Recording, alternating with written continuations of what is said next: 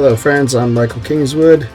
It's story time, and we are catching up on the reading of Glimmer Chronicles #1, the first book in my heroic fantasy series that is up to 7 novels now and multiple short stories. A great series, you're going to love it.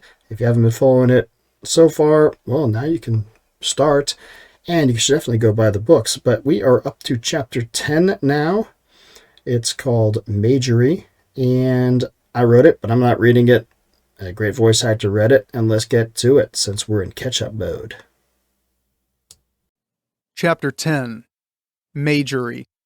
Julian knocked on the door, making a firm staccato series of thumps against the wood. A muffled voice from within indicated the occupant would be with him in a minute, so he stepped back and waited. Beside him, Raedric smirked slightly, but said nothing. A short while later, the door swung open, revealing the woman Julian had met the night before in the tap room. She was, if possible, even more lovely than he recalled, garbed in a dark green dress that was just as well crafted as her clothing from last night. Recognition flashed across her face as she saw him, and she frowned. "You again. I thought I made myself clear last night. I don't want to be bothered by the likes of you." Julian fought down a surge of irritation. "We're here on business, Mistress Clemens." Her frown deepened as he spoke. "How do you know my name?" Raedric interjected. "I'm Raedric Boletier, Mistress Clemens. This is..." "Jules Hiddenstrap. We've met." Julian ground his teeth in irritation. "Julian Hinderbrook.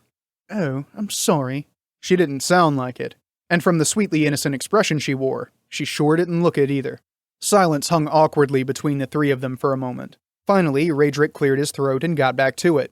"We're working with Constable Mallory, Mistress Clemens. He told us about your encounter while you were with the caravan that was attacked, and we wanted to ask you a few questions about it." "Lawmen, huh?"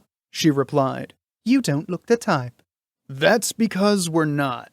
She smirked. "Hired swords, then. These yokels must really be getting desperate." With a sigh, she gestured for them to come into her room. "Fine. Let's get this over with." Room was inaccurate.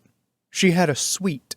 A sitting room, larger than the room Julian and Raedric shared, lay beyond the entrance. A couch and 2 padded chairs sat in a loose circle around a low table in the far end of the room, near a crackling fireplace. 2 other doors led out, one on either side of the room. A taller table stood near the door on the right with a decanter filled with dark red wine and several glasses resting on top. Next to the table stood a small shelf that was filled with books. Julian recognized several titles from one afternoon of liberty that he spent within a bookstore in Calais. He normally didn't have the money to indulge in many books, and a man in his position couldn't afford to get overly encumbered. But he had always enjoyed reading a good story, so he found himself envying the collection. "Can I offer you anything?" she asked. Julian shook his head. "No, thank you," replied Raedric. "Suit yourself." Taking a moment to fill a glass for herself, she moved over to the couch and sat down. Taking a sip of the wine, she smiled faintly and said, "What is it you want to know?" "Mistress Clemens," Raedric began. "Melanie." "All right. Melanie. How much of the attack were you able to see?" She looked at Raedric as though she thought he was daft. "All of it, of course. At least, all of it until I stepped away." "So, what did you—" "There were 35 of them, 10 with bows. They started shooting and the wagon drivers tried to make a run for it. At first, it looked like we were going to get away, but we turned a corner to find they had felled a tree across the road, so the horses could not carry us onward if they wanted to." Melanie shrugged her shoulders. "You can imagine what happened after that." 35. That's a fairly precise number.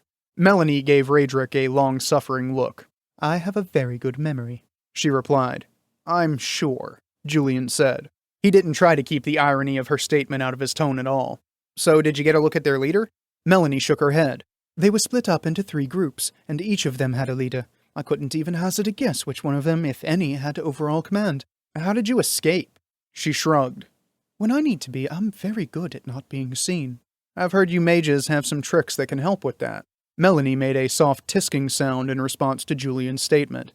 "You are mistaken. I'm not a mage. The magisterium does not admit women as students." Julian snorted. "After what you did last night, do you expect—" "A simple carnival trick. Nothing more." Melanie's tone was casual, dismissive, but her expression had become guarded and wary. "Like hell. I've seen that trick, and I know how it's done. You didn't touch your drink at all, and you didn't have time to suck down anything else. And the only fire nearby was the candle in the center of the table. So you can claim not to be a mage, and maybe you didn't go to the magisterium, but you learned a thing or two about magic somewhere. Melanie was silent for a time, meeting Julian's gaze with a level stare of her own. Finally, she shrugged and looked away.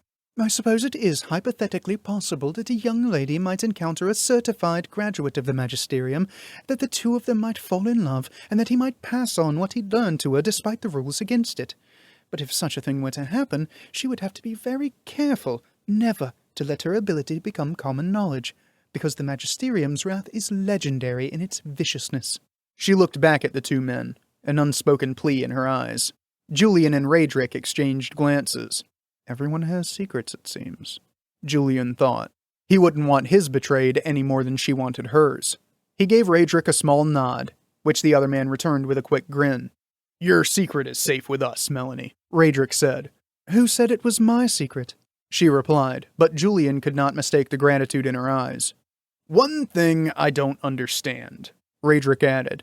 If such a hypothetical lady existed, and she was in a situation where her traveling companions were attacked like you were, why wouldn't she try to help? Surely her companions would keep her secret in exchange for their lives. Julian nodded. Yeah, we saw some mages assigned to our division wreak some serious havoc in battle. Lightning from the sky, fireballs. It was impressive. Melanie sniffed. Well, speaking hypothetically, the sorts of things you're talking about require more than just waving your hands around. There are incantations to make, and very specific gestures and stances that must be performed in time with the incantations. Also, there are material items that are used up in the spell. If the lady in question found herself in a situation similar to mine, she would have two problems. First, the only spells that could have conceivably helped take several minutes to cast, and would have left her exposed to harm for the entire time. More importantly, though, the material components involved. Well, some of them are worth more than that entire caravan and all its contents. She would have been foolish to expend them under those circumstances.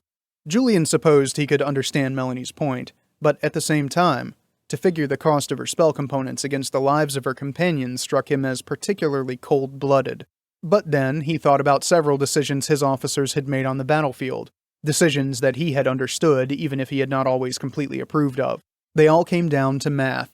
Don't risk 20 men to rescue one who was probably dead. Things like that. Was her decision all that different from theirs? Raedric spoke again.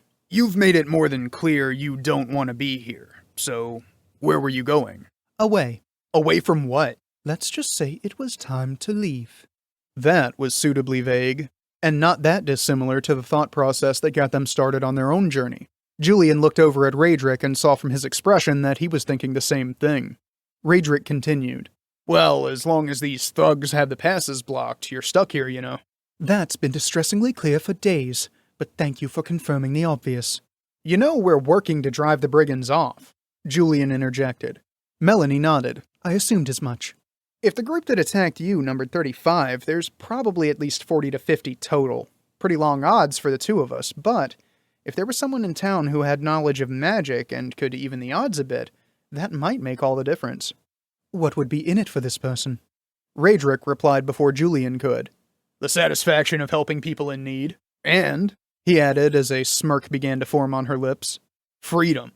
Once the brigands are gone, there's nothing stopping you from going wherever it is you're planning to go. Melanie pursed her lips in thought. Leaning back on her couch for a moment, she considered the two men.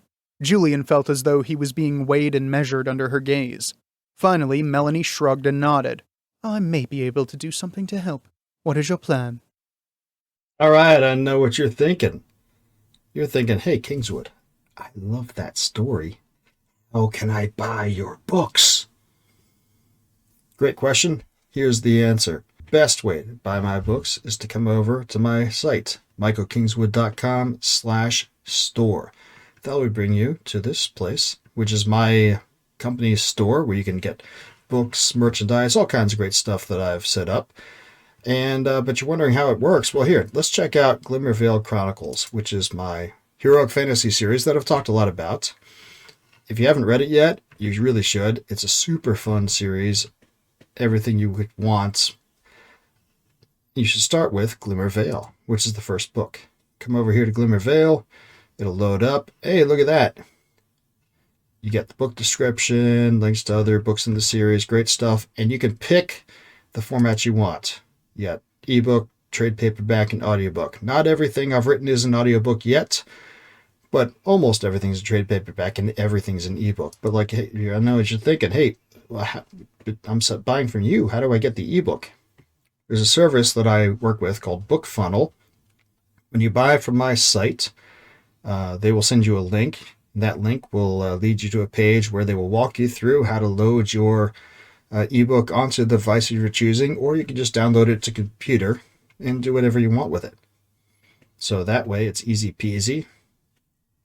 Maximum profit for me, all kinds of fun for you. But I know a lot of you guys, you like your Kindles, you like your other things, and you want to go straight to the retailer, and that's fine. You can come over here to michaelkingswood.com/books2read, the number 2. And I have this handy dandy universal book link aggregator page set up. You can scroll through, look at all my stories, all my books, and pick which one you want, and then go from there. Here's how it works. Let's do Glimmer Vale again. So Glimmer Vale, first book in the series, you click on it, you get this thing, you get the book description, you get all other books in the series, and you say, get it now. Okay, get it now. Look what happens. Every retailer where you can find it is here. You can pick the one that you like best and say, okay, cool. Well, let's say I wanted to buy it in, I don't know, let's just say Kobo, because why not? Click on it. And then it'll ask you, is this your favorite store? If so, you set it. So every time you come back, you don't have to choose. It'll just go take you to your favorite store. But let's just, you don't have to do that. Well, we're going on to Kobo. Hoo-yah. Hey, look at this. Here it is on the Kobo site. People like it. People have bought it. Good stuff. Links to other things of mine. And, or you can do one of the other stores that you like. Either way, you get the book you like. I get money. It's all good.